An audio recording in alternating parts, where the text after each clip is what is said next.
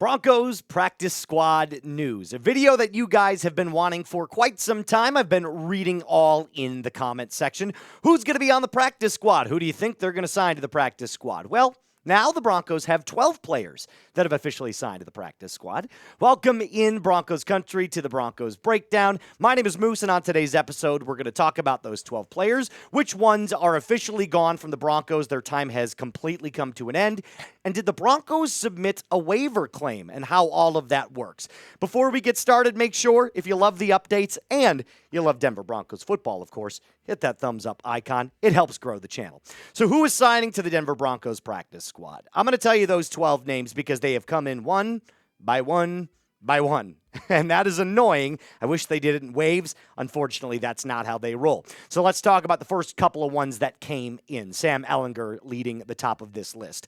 Believe it or not, Ehlinger had a ton of different opportunities to join other 53-man rosters, and he turned it down to join the Broncos practice squad. Think about that. There was a spot on another 53-man roster where Ehlinger could have taken his talents, but he chose to stick with the Broncos. And as Zach Stevens says, and I'm going to echo it, I think that says a lot about the Broncos, Sean Payton, and Bo Nix cultivating this awesome unity at Mile High. As far as the preseason went and the numbers perspective, Ehlinger was really, really good. Not as good as Jarrett Stidham and not as good as Bo Nix in that final game, but still, he had a really, really good preseason, highlighted, by the way, by a ridiculous pass against the Saints where he just kind of danced around the pocket, was all over the place, heaved the ball up into the end zone, and it was caught by, I believe it was Kyrese Rowan in the end zone for a touchdown. Just a thing of beauty, and one of those plays that you just kind of throw your clipboard up and go, you can't teach that in practice. So are you happy that Sam Ehlinger is back with the Broncos? Yes or no? It should be yes, because I'm penciling in mine as well. But obviously, if you say no, let me know in the comment section down below.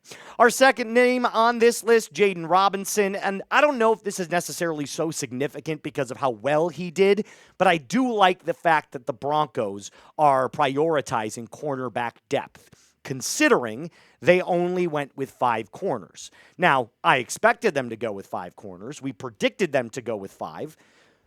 But with only 5 corners, considering there are teams out there that are keeping 7, you want to know that there's at least some reserve on your practice squad. In fact, it's not just the cornerbacks. I really want to see cornerback and linebacker depth on defense. I think that's going to be key, considering the most injury-riddled position on your defense is your linebacking room. And cornerbacks, although you have all that versatility on the 53, it will be nice to know that you could tap into the well if you need to. I also want to mention the hog mollies up front, the offensive line, Calvin Throckmorton. And he had a very, very good preseason. A veteran player that has been with the Broncos, didn't have to go through waiver wires because of his, status as a veteran. I think it should be funny to point out, by the way, that his run blocking grade was like mid-90s in almost every single game. And then his pass blocking grade was like really bad, like awful in the preseason, but he still had a 90 PFF grade in the preseason, which is crazy to think about, meaning he has a really good time going north to south, but when it comes to backing up and trying to get, space on the outside, not as good. So that's probably why he ends up on this practice squad. Also, the Broncos' offensive line is really, really deep. A reminder to subscribe for daily updates on the Denver Broncos. If you have not joined the Broncos Breakdown family, all you have to do is click that little sub icon, click that bell, and you'll never miss a video or any time that we go live, including our live watch parties.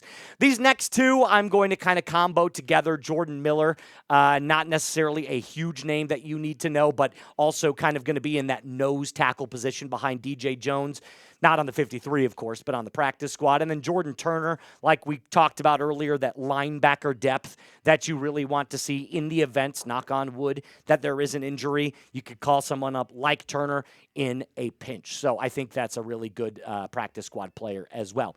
Who are the other members that are going to the practice squad? Because that's only 5. Here are the other 7. Michael Bandy, Reese Taylor, Adam Prentice, A.T. Perry gets back with the Broncos. De'Aaron Turner-Yell, one of the most recent ones. Caleb Lohner and Levelle Bailey are the 2 most recent ones. And little frowny face emoji on Moose's face right now for Levelle Bailey. I really thought he was going to make the team. He's easily your best practice squad player right now. There's no doubt. Maybe outside of like a Sam Ehlinger, but they play different positions. Coming up, we're going to talk about some Broncos Broncos waiver claims. I can't read, apparently. But you know what I can do? I can shave. Why? Because I am the hairiest guy you know. This back 5 o'clock shadow. Trust me, I checked this morning. And when I use razors and when I'm personally grooming, I trust the people at Harry's. I personally use these every single morning, and I have to go through multitudes of razors. And the Harry's razor contorts to my neck. It's a great feel. And right now, all you Harry's lovers out there can get $8.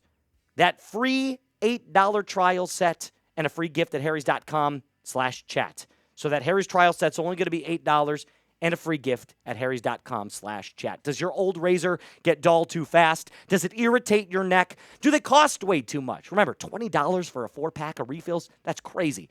That's where Harry's comes in. They just don't make razors, though. They've got a full line of grooming essentials, from shave gel to deodorant to body wash, all thoughtfully made and priced to stock up. All of Harry's blades, by the way, and grooming products can be delivered right to your door. Set your preferred schedule and never run out of blades again. For a limited time, our listeners, like I said, can get that Harry's trial set for only $8 plus a free gift at harrys.com/chat. Just head on over to harrys.com/chat to receive our exclusive discount. After you purchase, they're going to ask you where you heard about them. Please support the Broncos Breakdown and tell them we and Moose sent you. I will have all of that in the comments and description of today's video. So how do waiver wires work? Because there's a lot of people, I'm sure, that are in the comments right now or watching this video. Maybe it's you that are like, I don't understand how waiver wires work. That's okay. It is a very, very tough thing to understand. Consider it like a draft, but also not like a draft, if that makes sense, producer Casey. Here's what The Athletic says about the waiver wire. I think this perfectly encapsulates what it's about. Whether a player is waived or released comes down to how much experience they have accrued in the NFL. Veteran players who have at least 4 accrued seasons are outright released, like Calvin Throckmorton. They instantly become a free agent and are free to sign with any team, like Calvin Throckmorton. In some cases, though, they may even return to their own team after further post-cutdown moves are made. The NFL defines an accrued season as spending at least 6 games on a team's 53-man roster, physically unable to perform list, or injured reserve. Players who are cut and have less than 4 years of experience, a.k.a. Courtney Jackson, are subject to waivers. These are players who, based on their experience, would have been restricted free agents or exclusive rights free agents in this prior's offseason's free agency.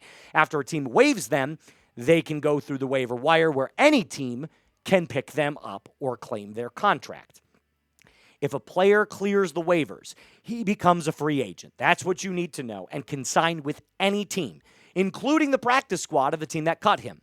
So Courtney Jackson, in this case, who basically said, I believe I'm good enough to go play on another team, who we'll talk about here in a second, he is entering the waiver claims.